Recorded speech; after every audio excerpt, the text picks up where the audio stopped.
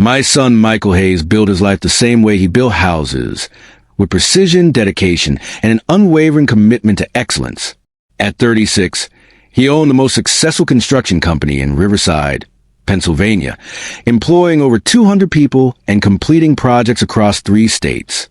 His calloused hands told the story of a man who started from nothing, working his way up from a day laborer to a millionaire contractor.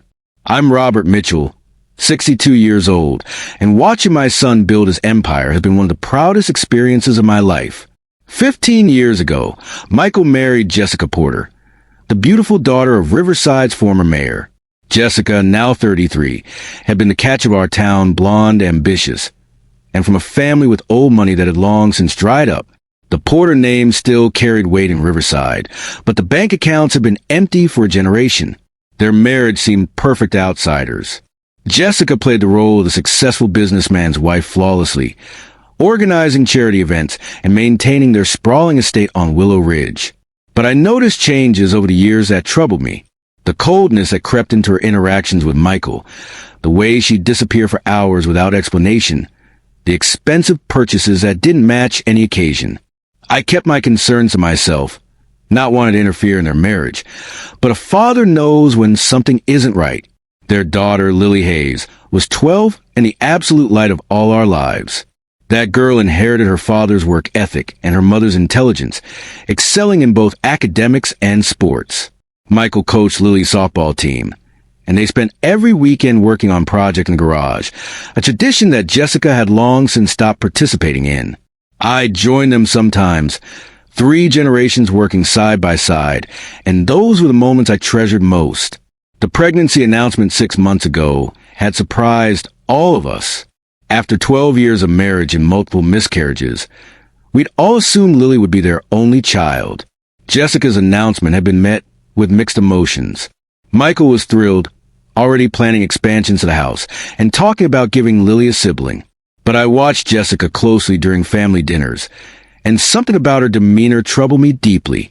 She seemed distant, anxious, often staring off into space with a worried expression she claimed was just hormonal. Dr. Benjamin Carter had been our family physician for over a decade. A man in his mid-60s with graying temples and kind eyes. He delivered several babies in Riverside and was known for his gentle bedside manner. He'd been monitoring Jessica's pregnancy, closely given her history and age. When Michael called me that Tuesday morning asking if I could meet him at Dr. Carter's office, something in his voice made my blood run cold. I arrived at the medical practice to find Michael sitting alone in the waiting room, his face pale and drawn. "Dad," he said quietly when he saw me. "Dr. Carter asked me to bring someone. He said I'd need support for what he has to tell me." My stomach dropped. "Is Jessica okay? Is the baby?" Michael shook his head slowly. "I don't know yet. He just said there's something about the ultrasound that we all need to discuss together." When Dr. Carter emerged from his office, the expression on his face confirmed my worst fears. This was a man about to deliver news that would shatter lives. "Michael, Robert, please come with me.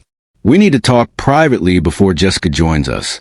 In his office, Dr. Carter closed the door and stood rather than sitting, pacing slightly as he gathered his thoughts. "Michael, Robert, what I'm about to tell you will be extremely difficult to hear, but you both need to know the truth before we proceed." The words Dr. Carter spoke next would shatter my son's world forever. Before I reveal what he told us, if you're already invested in seeing how this betrayal unfolds and want more stories like this one, go ahead and subscribe to the channel and hit that like button right now. What you're about to hear will change everything you thought you knew about this family. The ultrasound shows that the baby's development is inconsistent with the timeline Jessica provided. Based on the measurements, conception occurred approximately 26 weeks ago, not 23. Michael's brow furrowed as he processed the information, but I understood immediately. The timeline was wrong. Dangerously wrong. "What does that mean exactly?" Michael asked, though I could see the terrible understanding already dawning in his eyes. "It means the child couldn't have been conceived during the time frame when you and Jessica were together," Dr. Carter said gently. "According to Jessica's medical history and our previous discussions, you were away on that construction project in Denver during the actual conception window." I watched my son's face as the color drained from it completely. The Denver project. He'd been there for 3 weeks in January, the biggest contract Hayes Construction had ever landed. He called home every night, missing Jessica and Lily terribly, working 18-hour days to ensure everything went perfectly. "Are you absolutely certain?" Michael asked, his voice barely above a whisper. Dr. Carter nodded gravely. "I've triple-checked the measurements. There's no doubt about the timing." "I'm so sorry, Michael." I reached over and gripped my son's shoulder as I watched him process what this meant. My daughter-in-law, the woman I'd welcomed into our family 15 years ago, had betrayed my son in the worst possible way. The baby she was carrying wasn't his. Michael stood up slowly, his mind clearly racing. I could see him thinking about the past 6 months, about Jessica's strange behavior, the distance between them, all of it suddenly making terrible sense. "What do I do now?" he asked, looking between Dr. Carter and me. "Son," I said quietly, "you need to think about yourself and Lily first. Whatever happens next, you protect your daughter and yourself." Dr. Carter added, "Michael, I'm speaking not just as your doctor, but as someone who's known your family for years. You need to leave this hospital and consult with an attorney immediately. Document everything. Protect your assets and your relationship with Lily." But Michael, being Michael, was already calculating and planning. "Show me," he said to Dr. Carter. "Show me the ultrasound. I need to see it with my own eyes." Dr. Carter hesitated, but turned his computer monitor toward us. There on the screen was undeniable proof. Development measurements that corresponded to a conception date that made Jessica's betrayal crystal clear. The baby was healthy and growing normally, but it wasn't my son's child. It wasn't my grandchild. At that moment, Jessica was brought into the office. She took one look at the three of us, at the ultrasound image on the screen, at Michael's devastated face, and she knew. Her eyes filled with tears immediately. "Michael, I can explain," she began. "No," my son said quietly, his voice carrying a coldness I'd never heard from him before. "You can't, because there is no explanation that justifies what you've done to our family." He studied the ultrasound for another moment, memorizing every detail. Then he looked at his wife, the woman he'd loved and trusted for 15 years, the mother of his daughter, the person who had just destroyed everything he believed about his life. "We're leaving," Michael said, his voice eerily calm. "Dad's going to drive us home. We're going to have a conversation, Jessica, and then you're going to tell me exactly who he is." Jessica's face went white. "Michael, please." "Dr. Carter," Michael interrupted, turning to the older man. "Thank you for telling me the truth. Please send me copies of everything. The ultrasound, the measurements, the timeline, all of it." I drove them home in silence, Jessica crying softly in the backseat of my truck, while Michael stared out the window. My mind was reeling. How could she do this to him? To Lily? To our family? When we arrived at their house, Michael turned to me. "Dad, I need to handle this conversation with Jessica alone. But can you pick up Lily from school and keep her at your place tonight? Tell her Mom isn't feeling well, and I have work to handle." "Of course, son." I hesitated, then added, "Michael, whatever you need from me, whatever you decide to do, I'm here. Always." He nodded, his jaw set with determination. "I know, Dad, and I'm going to need you. This isn't going to be quick or easy. I'm going to make sure that everyone involved in this betrayal pays for what they've done." As I drove away to pick up my granddaughter from school, I thought about the man my son had become. Methodical, intelligent, patient. Jessica, and whoever she'd been sleeping with, had made a catastrophic mistake. They betrayed a man who built an empire through careful planning and unwavering determination. That evening, I kept Lily entertained at my house, making her favorite dinner and helping her with homework, all while my phone buzzed with occasional texts from Michael. Found out who he is. Derek Sullivan, real estate developer, married with kids. I'll explain more tomorrow. Keep Lily there tonight. That night, after Lily was asleep in my guest room, Michael came over. He looked 10 years older than he had that morning, but there was also something else in his expression. A cold, hard determination that reminded me of myself at his age when I'd faced my own betrayals in business. "Dad," he said as we sat in my den with whiskey neither of us was really drinking, "her affair partner is Derek Sullivan. He's a real estate developer from the state capital. 30 years old, married to a woman named Caroline Sullivan who's an attorney. They have twin sons, 8 years old. The depth of betrayal," I said slowly, "is staggering. 2 families destroyed." "Not just destroyed," Michael replied. "Systematically deceived. I've already started looking into his business practices. And Dad, this guy is dirty. Environmental violations, possible fraud, shortcuts that put people at risk. He's been using investor money to fund his affair with Jessica. The hotel suite where they meet, the gifts he's given her, all of it paid for with embezzled funds." I looked at my son with a mixture of pride and concern. "What are you planning, Michael?" "I'm going to destroy him," he said simply, not out of revenge, but out of justice. He needs to face consequences for his actions. And Jessica, she made her choice. She gets to live with the results. Over the next week, I watched my son operate with a precision that was both impressive and slightly terrifying. He hired a private investigator named Paul Hines, a former police detective who specialized in infidelity cases. Within 3 days, Paul had documented Jessica and Derek's weekly meetings at the Grandview Hotel, complete with photographs and timestamps. Michael showed me the evidence one evening at my house.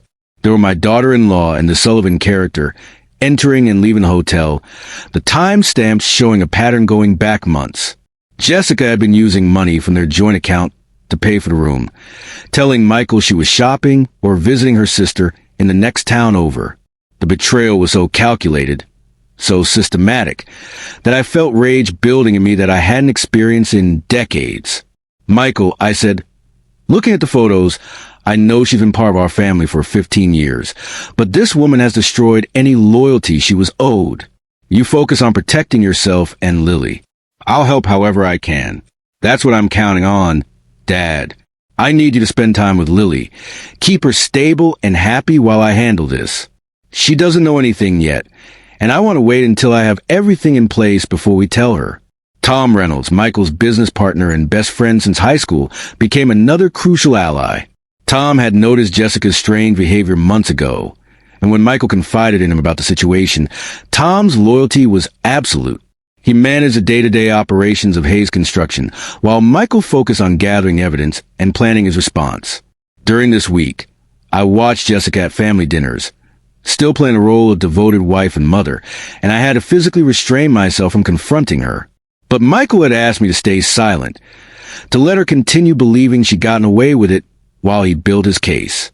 The woman sat at my dinner table, laughing with Lily, rubbing her pregnant belly, and lying with every breath.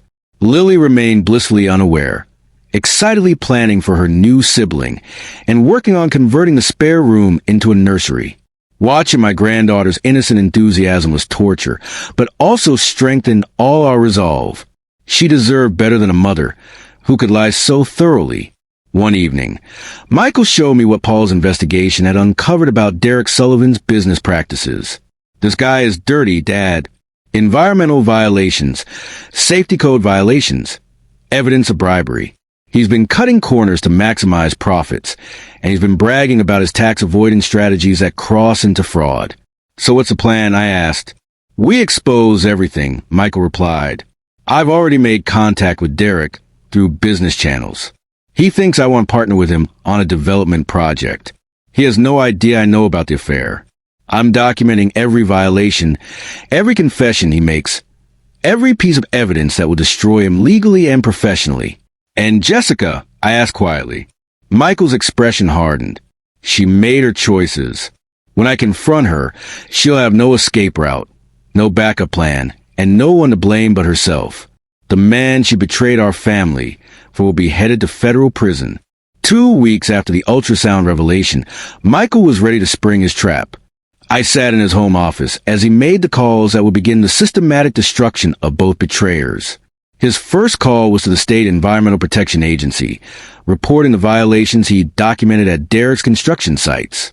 The evidence was comprehensive: photographs, recorded conversations, and documentation that put both workers and the public at risk. His second call was to the Internal Revenue Service. Derek had been bragging about tax strategies that crossed into fraud, and Michael had carefully documented every detail. The third call was to Caroline Sullivan, Derek's unsuspecting wife. Michael had debated this decision, but ultimately decided she deserved to know the truth. "Mrs. Sullivan, my name is Michael Hayes.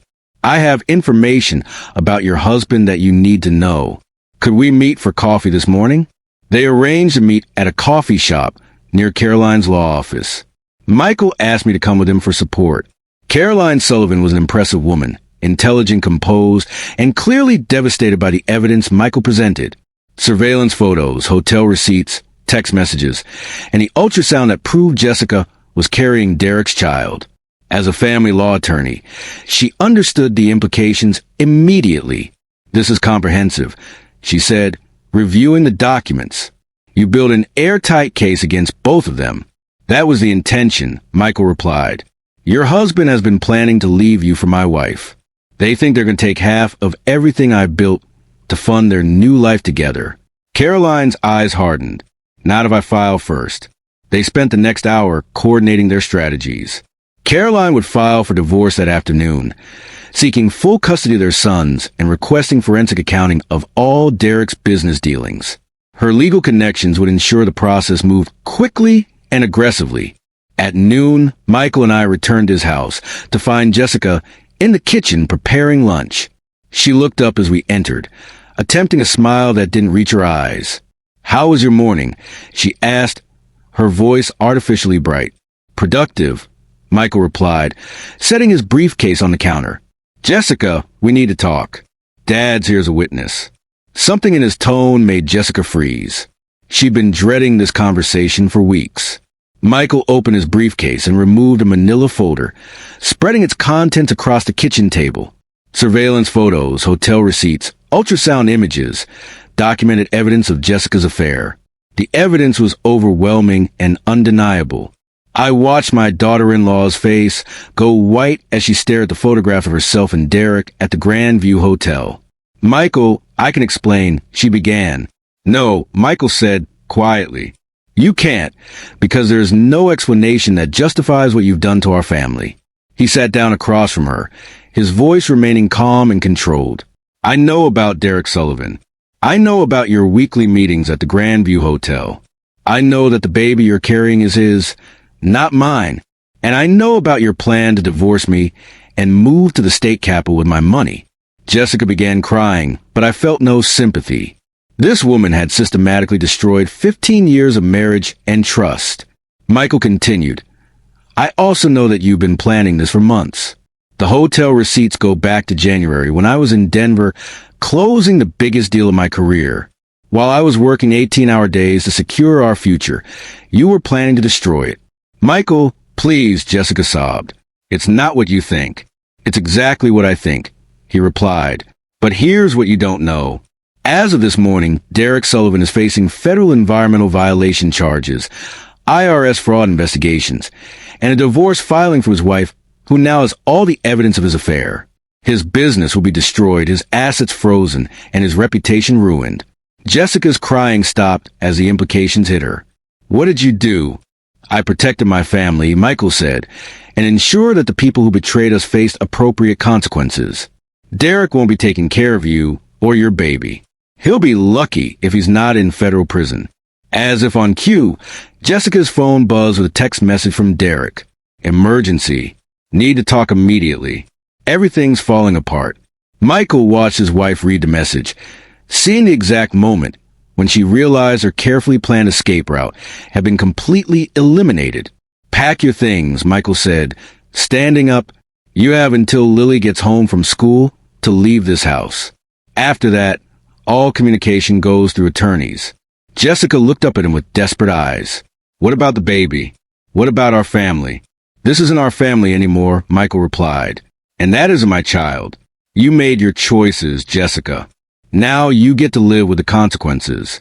I drove Jessica to a hotel that afternoon, per Michael's instructions. We didn't speak during the drive. What could I say to a woman who betrayed my son so completely? At the hotel entrance, she finally turned to me. "Robert, I'm sorry. You should be," I replied coldly. "Not just for what you did to Michael, but for what you're about to put Lily through. That little girl worshipped you, and you threw it all away." Within 24 hours, the carefully constructed lies holding Jessica and Derek's affair together crumbled completely. Derek received the first blow Tuesday morning when federal agents arrived at his office with search warrants related to the environmental violations Michael had reported. By noon, the story had broken in the state capital's business journal, with headlines reading "Developer faces federal environmental charges." The second blow came that afternoon when Caroline Sullivan filed for divorce, accompanied by a motion for emergency asset freezing. Her filing included all the surveillance evidence and additional documentation she'd gathered independently. Jessica spent Monday night at the hotel, calling Derek repeatedly as she watched their perfect plan disintegrate. When she finally reached him Tuesday evening, the man who promised her a life of luxury and sophistication was barely holding himself together. "Everything's ruined," Derek said. "The Fed sees everything. Caroline's frozen all our accounts. My investors are backing out. Michael happened," Jessica replied bitterly. "He knew everything. He's been planning this for weeks." Wednesday brought more devastating news for both betrayers. The IRS announced a full audit of Sullivan Development Group with potential criminal charges pending. 3 major investors pulled out of Derek's projects, citing reputational concerns. His business lawyer informed the company would likely be forced into bankruptcy within 60 days. For Jessica, the reality of her situation became increasingly clear. Her sister Melissa refused to let her stay at her house, disgusted by Jessica's betrayal. Her parents, the once proud Porter family, were mortified by the scandal and offered only cold disapproval rather than support. Tom Reynolds, meanwhile, proved his loyalty to Michael by ensuring that word of Jessica's affair spread through Riverside's tight-knit business community. By Wednesday evening, everyone who mattered knew exactly what had happened and where the blame lay. Public opinion was overwhelmingly supportive of Michael and contemptuous of Jessica's betrayal. The hardest part of that week was telling Lily. Michael asked me to be there when he explained to our granddaughter that her mother had made choices that meant she wouldn't be living with them anymore. "Is Mom ever coming home?" Lily asked, trying to be brave but with tears streaming down her face. "No, sweetheart," Michael replied honestly. "But you and I and Grandpa, we're going to be fine. We've always been a good team, and that's not going to change." "I'm sorry about the baby," Lily said quietly. "I was really excited about being a big sister." Michael pulled his daughter close. "You're going to be a wonderful big sister someday, when the time is right, kiddo. This isn't about you. You did nothing wrong." Thursday brought the final domino in Michael's carefully orchestrated campaign. Paul Hines delivered evidence that Derek had been embezzling from his own company to fund his affair with Jessica. The expensive hotel suite, the gifts, all of it paid for with money stolen from investors and business partners. Within hours of its delivery to federal investigators, warrants were issued for Derek's arrest.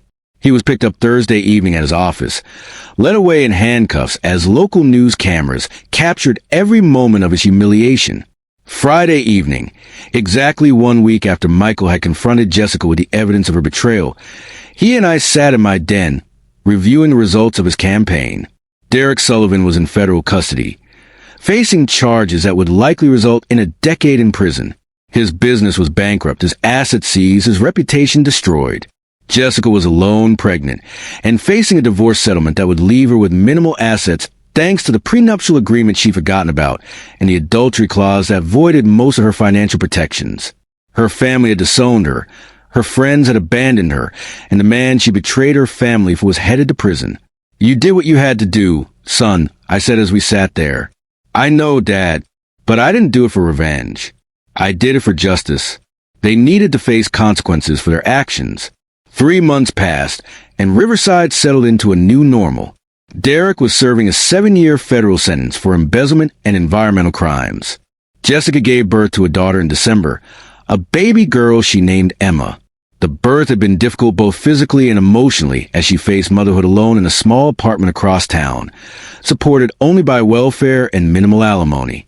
The once proud mayor's daughter now worked part-time at a grocery store, struggling to make ends meet while caring for an infant whose father would be in prison until she was school-aged. Michael thrived in ways that surprised even me. The divorce was finalized in January, and Hayes Construction landed 2 major contracts in the aftermath of the scandal, as clients appreciated Michael's integrity and the way he'd handled his personal crisis with dignity. Lily adjusted to their new life with remarkable resilience.